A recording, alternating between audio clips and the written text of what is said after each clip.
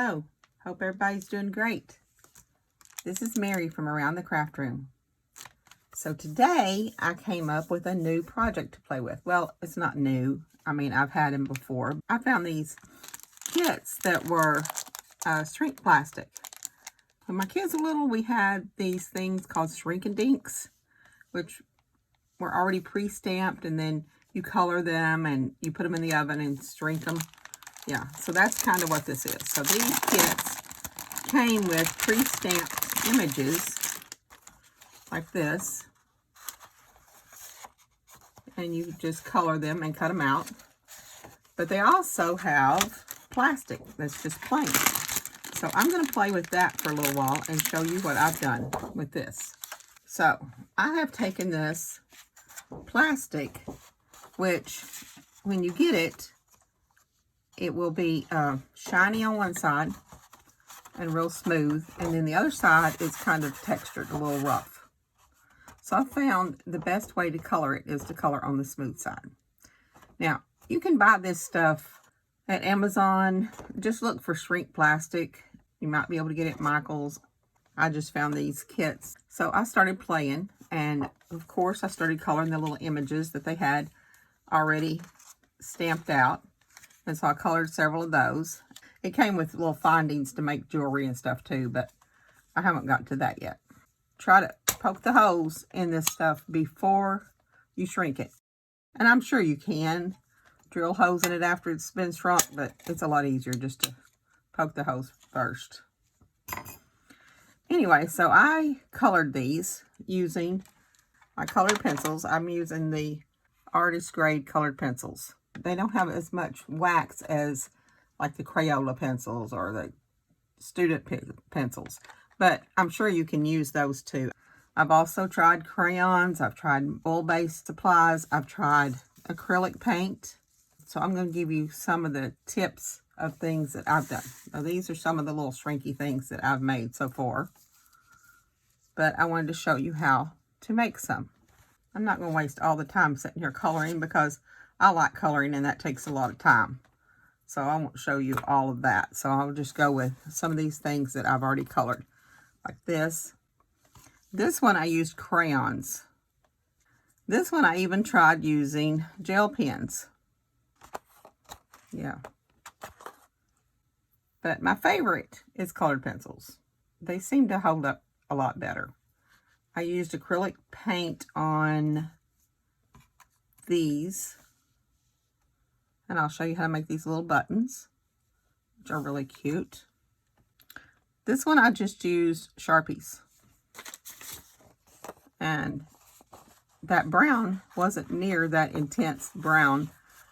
So your colors are going to be a more intense color than they were in the first place.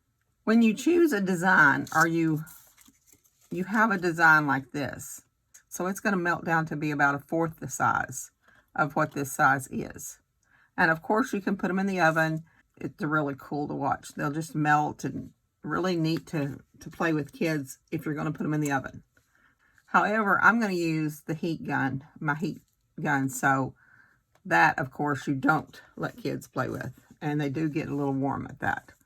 I'll show you some dies that I have and how I cut out some of these things. Okay, so you can take your the plastic and just lay it on, and I usually take a piece of washi tape and then tape it down and then run it through the die cut, and you come out with little dies that's cut like this.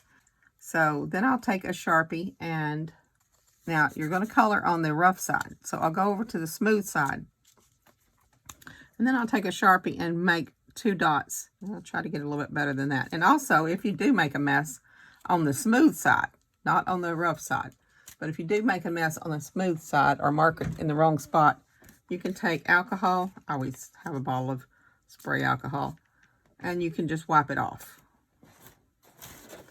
Can't wipe it off very good on the rough side because it just won't wipe off very good. But if you make a mess or put it on the wrong spot on the smooth side, you can just wipe it off and then do it again. Okay.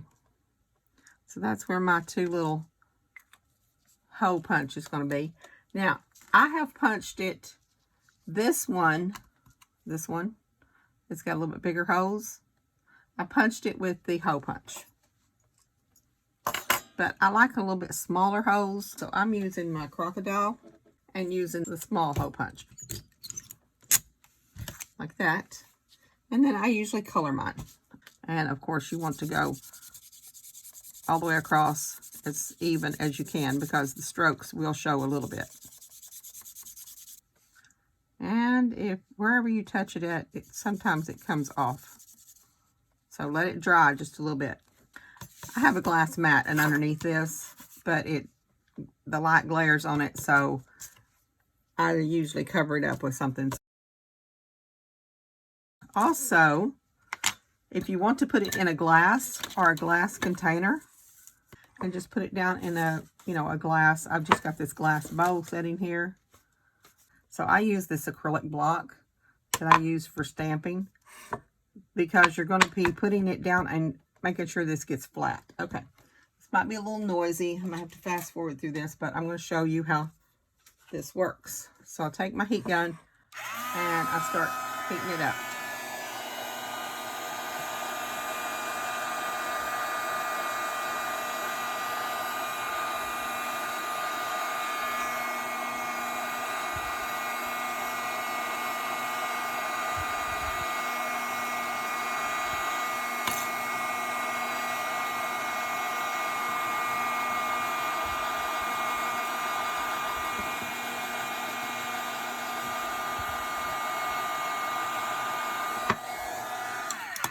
Okay, then I quickly dump it out and I spat it really good with my acrylic block to make it flat. And then I turn it over and I do it again. And sometimes there's, like you can tell, there's a little bitty bump right there that didn't get melted really good. It would melt better probably in the oven. Sometimes you can just melt it a little bit more. Okay, so sometimes you can just melt it just a little bit to get that little bump out. And just pat it down. And you've made a little button. You also want to, lots of times, file the edges of them. You can also do that before you melt it. File the edges. And then you need to put some kind of sealer. You can put a Mod Podge on it. You can lay these all out and do a spray acrylic sealer. So yeah, they do need to be sealed of some sort. Okay, so that's how you make the little buttons. So I've found, in my discovery of all these little things I've made, I have found that I really enjoy using stamps. And I got these stamps from the Dollar Tree, which I think are really cute. Now remember, if you melt anything, it's going to be like a fourth that size.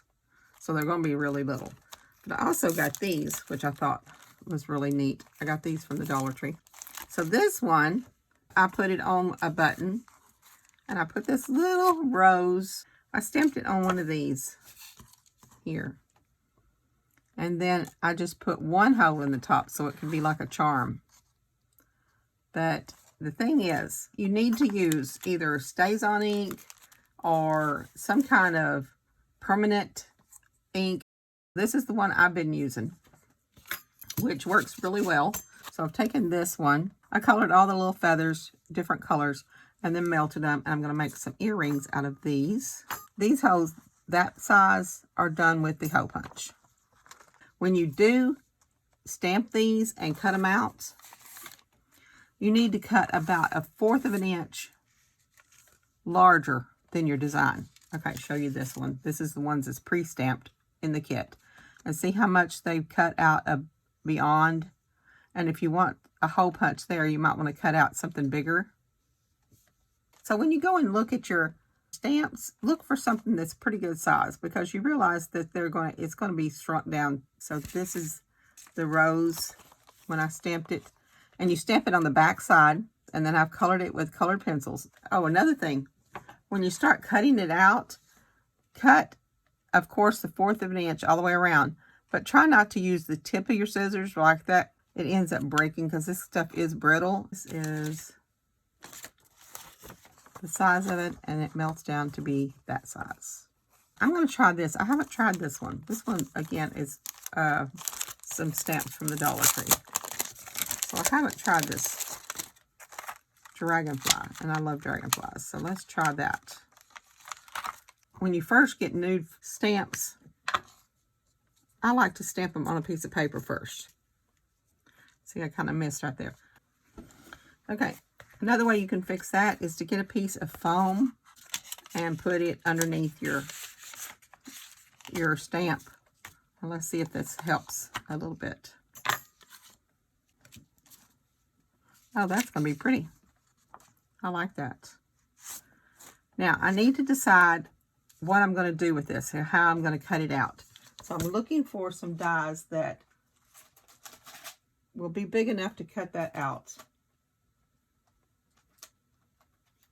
So I have this oval die, and let me see. I'll just use this that I've already stamped. Yeah, I think that's pretty good. So I'm going to lay the die down onto my plastic and see where it's going to cut. So that way I'll know where to stamp this out. Put my foam underneath it. And you can also probably just stamp it with it in there, but this is going to give me some idea of where to put it. Ink it up good. Move my die out of the way. And press it down pretty good. Try not to move it because that stuff, it does slide just a little bit. Okay, and then I take the die that I'm going to cut out and place it where I want to place it on there. And take some washi tape and tape it down.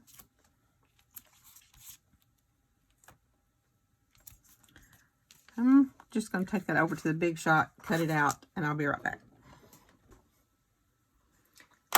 Okay, so just take your washi tape off. And this is a little rough on the outer edges, so I am going to take and sand it all the way around. And I'm trying not to put my fingers on that because that ink probably will come off a little bit. And I usually like to file it from both sides. And then just color it the way you want to. And of course punch the hole in it that you want to put in there. I'm just going to put mine somewhere up here. And this will be some kind of a charm.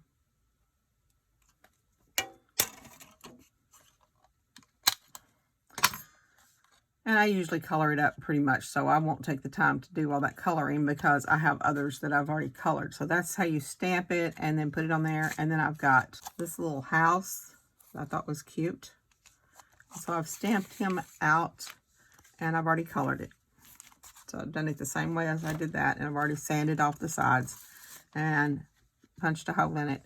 And we're just going to show you how this is going to melt. I'm just going to lay it down, and I usually like just holding it down a little bit to get it going. And this is going to be loud, so again, I may just have to silent this part. So I'll show you how this works.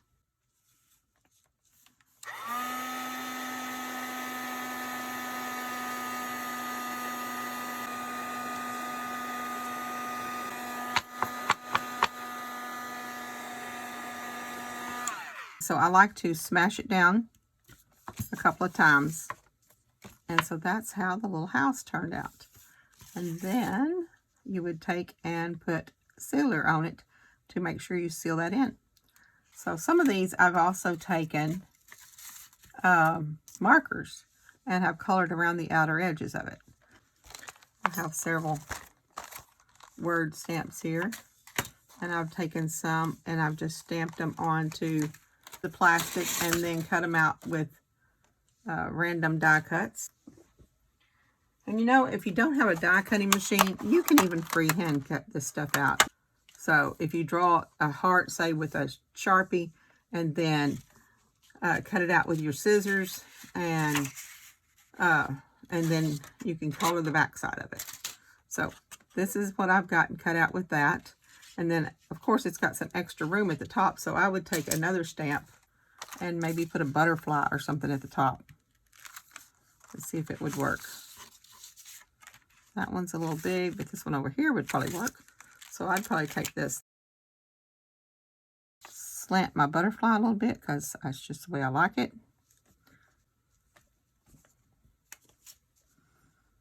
There we go. Get a piece of paper. It's hard to see with this clear stuff. So, and then I would put a hole on this side and make a charm out of it, color it, and then probably outline that whole thing in a different color. Maybe sand it up a little bit first. Okay, so I'm hoping you learned something with this shrink plastic, and maybe go out and find some shrink plastic and have some fun, you know, making some designs, making some charms. I can turn most of these into earrings, and then I have some buttons. These little bitty earrings here, all I did was color them. I cut them out with a little design I had, and then I just colored them variegated colors, thinking I used Copic markers for these. Yeah, I used alcohol Copic markers for those. These, I put this on, and they did come out with a little crackle. They kind of dome up, but you do need to put some kind of sealer on them. Try whatever medium you have. Okay, thank you for watching, and hopefully you've found something that you would like to play with. And let me know how it turns out for you. Y'all have a great day.